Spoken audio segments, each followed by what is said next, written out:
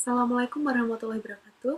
Perkenalkan, nama saya Zahra Tusara dengan NIM 22210141068. Di sini, saya akan membacakan sebuah cerpen yang berjudul Saat Ribuan Manusia Berbaris di Kotaku, karya Oki Madasari. Selamat menyaksikan. Hari itu, puluhan ribu orang berdesakan di jalanan di kotaku. Semuanya memakai baju putih, berbaris rapi, bergandengan tangan, senyap tanpa suara.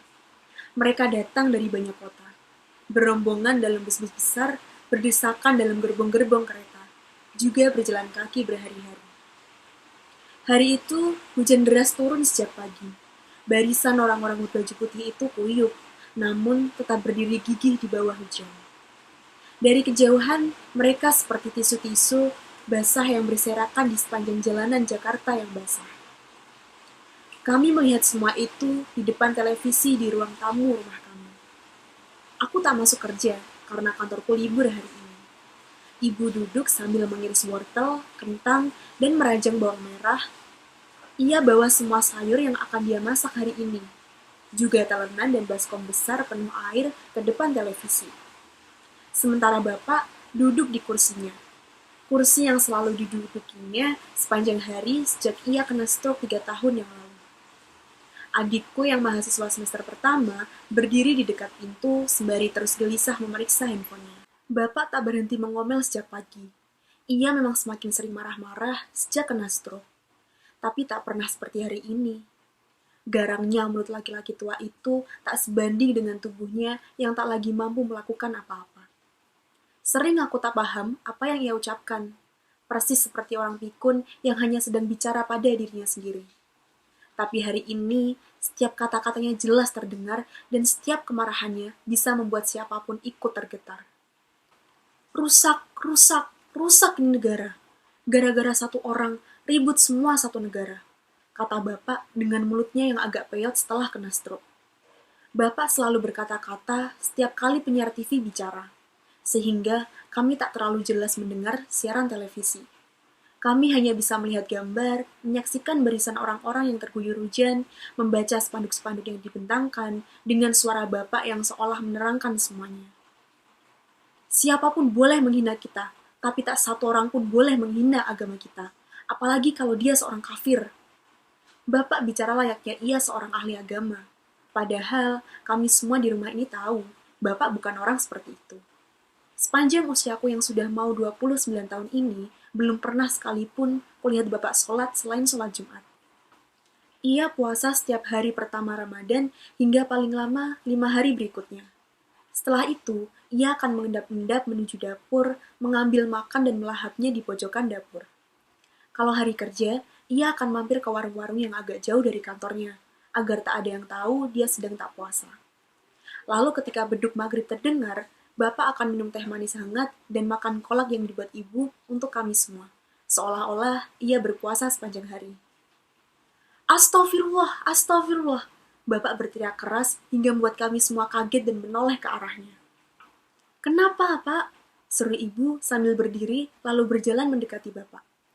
Ibu memeriksa keadaan bapak dan bapak malah jadi marah-marah. Apa? Hardik bapak saat ibu mulai menyentuh tubuhnya. Itu loh, itu. Negara kita sedang geger seperti ini. Agama kita seenaknya dihina. Ini kalian malah ribut sendiri di sini. Walah, kupikir ada apa, kata ibu sambil berjalan kembali ke tempatnya mengiris sayuran. Urusan negara sudah banyak yang ngurus, jangan sampai bikin kita sendiri malah jantungan. Lah ini, orang-orang macam kamu ini yang bikin rusak semuanya. Apa jadinya kalau kita sendiri sudah tak peduli saat agama kita dihina orang? Ya kayak gini nih jadinya. Kafir berkuasa, munafik di mana-mana, termasuk kalian ini, munafik semuanya. Ngomong apa toh, Pak? Ibu berkata pelan. Entah apakah Bapak bisa mendengarnya atau tidak. Ngomong apa? Bapak berteriak. Ternyata dia bisa mendengar kata-kata ibu. Itu lihat yang di TV itu. Matikan sajalah TV-nya, kataku saat telingaku sudah tak lagi tahan mendengar omelan Bapak. Matikan apanya? Bunuh dulu aku kalau mau matikan TV-nya. Aku mendadak seperti anak kucing yang tiba-tiba disiram seember air.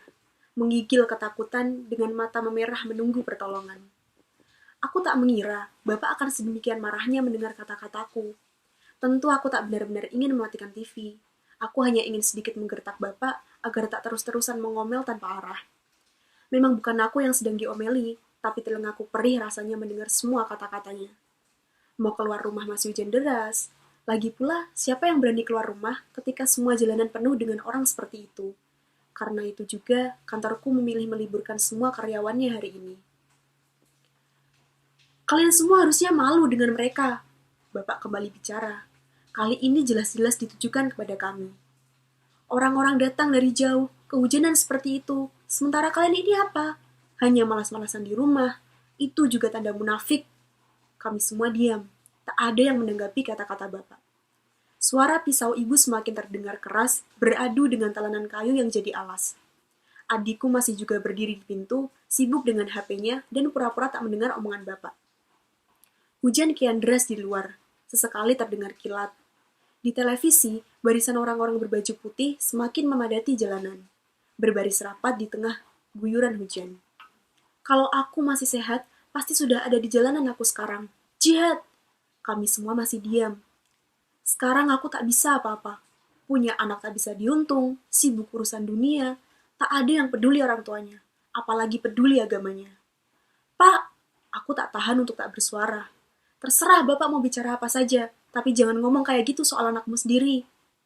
Lah ya seperti ini, anak malah berani sama bapaknya sendiri. Kebanyakan makan duit orang Cina kamu tuh. Pak, sudah. Ibu bicara sambil tetap mengiris sayuran. Sudah apanya, Bu? Tanya Bapak. Ya sudah, diam semuanya. Negara mau ribut juga nggak ada urusan sama kita. Nggak ada urusannya sama kita gimana? Tanya Bapak dengan suara tinggi. Kalian mau negara kita dipimpin sama orang kafir? Mau kafir, mau bukan, nggak ngaruh sama kita, jawab ibu dengan nada datar. Sama sekali tak ada kemarahan dalam kata-kata ibu. Barangkali karena ia sudah sangat kebal dengan sifat Bapak. Sudah biasa mendengar omelan Bapak sepanjang hari selama 3 tahun ini.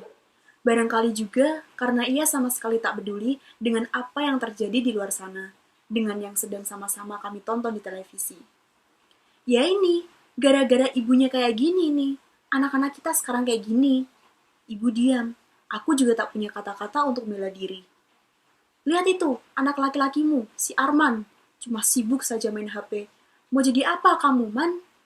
Ya elah, Pak. Adikku akhirnya bersuara. Santai dikit kenapa? Santai. Kamu lihat itu di TV.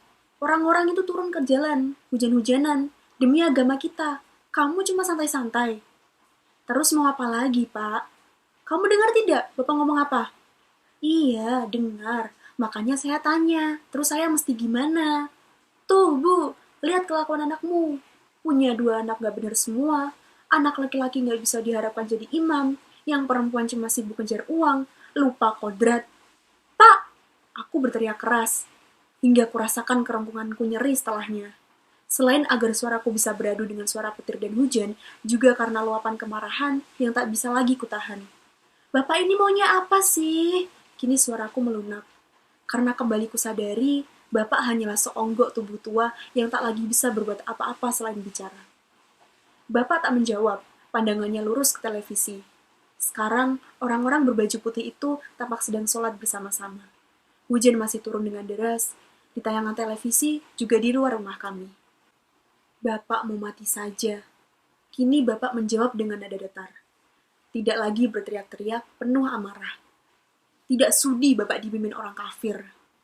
Ya Allah, Pak. Aku berseru dengan sengaja memanjangkan kalimatku. Aku ingin Bapak tahu betapa menjengkelkan mendengar semua omongannya ini. Omongan yang sama sekali tak menarik dan tak penting untuk keluarga kami. Bapak juga gak mau lama-lama hidup sama orang munafik. Bapak butuh minum obat kali itu, Bu, kata adikku dengan nada setengah mengejek. Ini, kelakuan anak seperti ini yang bikin aku pilih cepat mati saja, teriak Bapak. Aku mendengarkan adikku cekikikan. Man, aku menegurnya. Bagaimanapun, aku tak mau adikku tak sopan sama Bapak. Ya sudah, kata Arman sambil memasukkan HP ke kantongnya. Saya pergi dulu, Pak, mau ikut jihad. Tanpa menunggu jawaban, Arman keluar rumah tanpa payung, menembus hujan yang lebat. Kini tinggal kami bertiga. Ibu masih saja sibuk dengan pisaunya. Televisi masih tetap menayangkan gambar orang-orang berbaju putih yang memadati jalanan. Hujan tak juga kunjung reda. Daripada ngurusin negara, pusing kofar kafir, mending doakan anak perempuanmu ini tak jadi perawan tua, kata ibu sambil mengiris bawang merah. Bu, aku membentak ibu.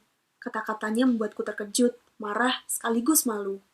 Bertahun-tahun, sejak sebelum Bapak stroke hingga hari ini, selalu saja semua pembicaraan berakhir di soal ini. Inilah yang membuatku selalu beralasan lembur setiap hari agar sampai rumah larut malam, langsung masuk kamar dan tidur, lalu berangkat lagi keesokan harinya. Setiap kali libur, aku juga selalu keluyuran, kemana saja, asal tidak di rumah. Ya ini tadi, yang aku bicarakan dari tadi, kata bapak. Lupa kodrat, tak ada bedanya dengan orang munafik. Pak, aku berseru sambil berdiri. Tanpa kata-kata, aku keluar dari rumah meninggalkan bapak dan ibu berdua bersama televisi yang masih menyala. Hujan masih lebat dan puluhan ribu orang berbaju putih masih berbaris tepat di sepanjang jalan. Jadi, cerpen yang saya baca ini merupakan salah satu judul cerpen yang terdapat dalam buku Yang Bertahan dan Binasa Perlahan karya Oki Madasari, yang memiliki tebal 200 halaman dan memuat 19 cerita pendek di dalamnya, dan diterbitkan pertama kali pada tahun 2017. Cerpen dengan judul Saat Ribuan Manusia Berbaris di Kotaku ini mengangkat tema kritik sosial. Dalam cerpen ini diceritakan amarah seorang bapak karena adanya penghinaan terhadap agamanya. Oki Madasari menggunakan sudut pandang yang tidak umum dalam menyampaikan bagaimana cara memaknai hidup. Selain itu, banyak pesan moral yang didapat dari cerpen ini. Oki Madasari pun mampu menyampaikan pesan tersebut dengan baik. Terima kasih. Wassalamualaikum warahmatullahi wabarakatuh.